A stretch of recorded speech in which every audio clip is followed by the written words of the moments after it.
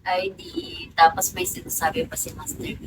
Sabi niya ano raw, ang tawag doon? Sabi niya tatalon daw siya sa bangin kapag ano, panalo kami. Hindi naman ginawa.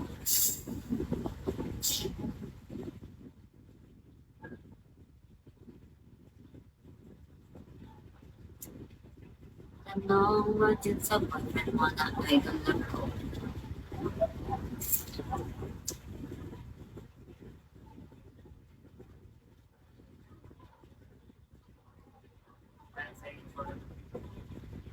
Anong para matalo kayo?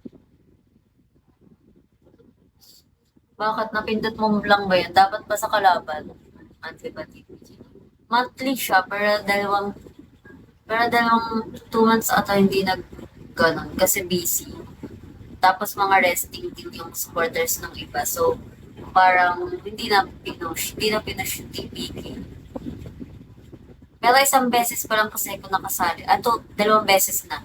Noong yung first month ko, talo kami. Sarcastic pa. Sarcastic pa. Okay, alam ko na.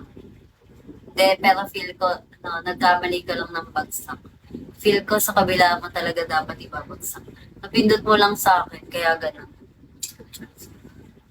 Ano, gumulong sa sahig. Talo kasi kami nun eh. Gumulong sa sahig. Ano sa suka. Ay, patis pala yun. Patis. Tapos hindi namin ginawa yung harina. Hindi na pinagawa. Nag-leave na yung ibang mga kasali ko. Nag-leave na yung mga kalaban ko nun eh, kaya hindi na namin nagawa. Gagawin ko pa sana. Talo ko nun ba? First month ko pa naman talo. Eh paano? Mga ilang weeks pa lang ata ako doon. Ilang week pa lang ako. Late kasi start yun. Ayaw nga pala na late start namin nun.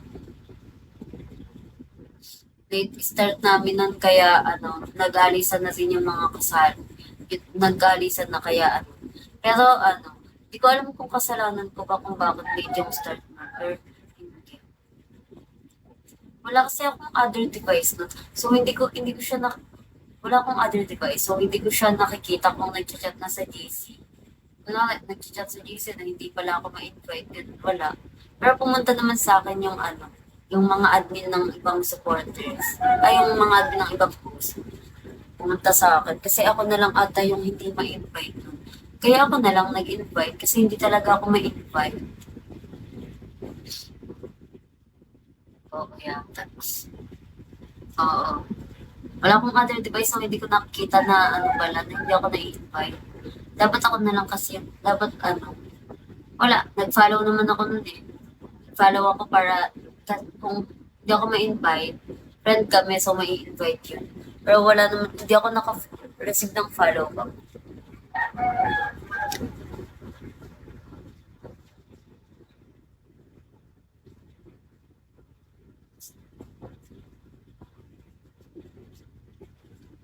Oo, mo dyan sa boyfriend mo na ito na.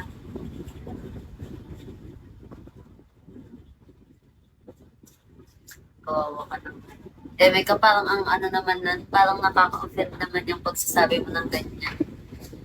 Parang hindi ko alam kung nasasad ka ba for me or pinagtatawanan niyo na ako.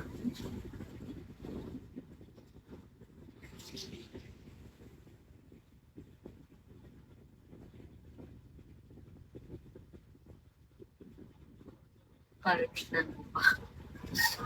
Ginga, up na, tapos tingnan natin. Patingin, up ka. Patingin ang mukha, master. Patingin kung sad talaga. Ay, wala. Hindi, ayaw. Ayaw, hindi nasasad. Guys, andiyan ka pa ba? Tama, hindi nasasad si Master before me. Na parang kawawa ako noon kasi first month ko pa lang nun, tapos gano'n na yung na-experience ko. Tapos parang pakiramdam ko nga nun, na ako, nagalit sila sa akin. Nung time na yun, hindi nila ako pinansin. Kasi siguro ako yung reason kung bakit delay kami. Delay kami nag-start. But,